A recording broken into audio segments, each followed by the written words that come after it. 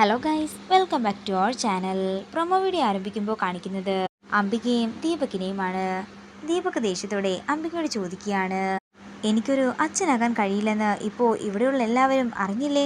ഭാവിയിൽ ഋതികയെ കല്യാണം കഴിക്കുന്ന സിറ്റുവേഷനിലേക്ക് നമ്മൾ കാര്യങ്ങൾ കൊണ്ടെത്തിക്കുമ്പോൾ ഈ ഒരു കാര്യം പറഞ്ഞ് അമ്മാവൻ എതിര് നിൽക്കില്ലേ എന്ന് ദീപക് ചോദിക്കുമ്പോൾ അങ്ങനെയൊന്നും സംഭവിക്കില്ലെന്നും എല്ലാ കാര്യങ്ങളും ഞാൻ നോക്കിക്കോളാമെന്നും പറയുകയാണ് അംബിക. പിന്നീട് കാണിക്കുന്നത് ദിവ്യയും അമ്മയുമാണ്. ഞാൻ ഇനിയും ഇവിടെ തുടർന്നാൽ അവരെന്താണെങ്കിലും എന്നെ ഉപദ്രവിക്കും എന്ന് ദിവ്യ കരഞ്ഞുകൊണ്ട് പറയുമ്പോൾ യാമിനി പറയുകയാണ്, നിനക്കിവിടെ എന്തെങ്കിലും പ്രശ്നമുണ്ടായാൽ ഞാൻ നോക്കിക്കോളാം. ഞാൻ മാത്രമല്ല, ശേഖരേട്ടനുണ്ട്, ഋതുമോളുണ്ട്, രാജുവുമുണ്ടല്ലോ. പിന്നെ നീ എന്തിനാ ഇങ്ങനെ ടെൻഷൻ അടിക്കുന്നത്?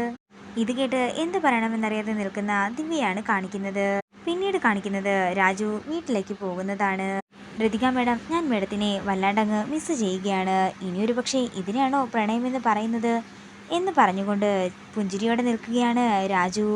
അതേസമയം രാജുവിനെ ഓർത്ത് ഉറക്കമില്ലാതിരിക്കുന്ന ഋതികയാണ് കാണിക്കുന്നത്. പിന്നീട് കാണിക്കുന്നത് അംബികയും ദീപകും ചേർന്ന് പത്മാവതിയെ തടവിൽ പാർപ്പിച്ചിരിക്കുന്നതാണ്. നിങ്ങൾ നിങ്ങളുടെ അടങ്ങാത്ത ആർത്തിക്ക് അറുതി വരുത്തിയില്ലെങ്കിലേ അത് നിങ്ങളുടെ സർവനാശത്തിന് തന്നെ കാരണമാകുമെന്ന് പറയുകയാണ് പത്മാവതി. ഇത് കേട്ട് ദേഷ്യത്തോടെ നിൽക്കുന്ന അംബികയാണ് കാണിക്കുന്നത്. പിന്നീട് കാണിക്കുന്നത് വർമ്മയുടെ വീടാണ്.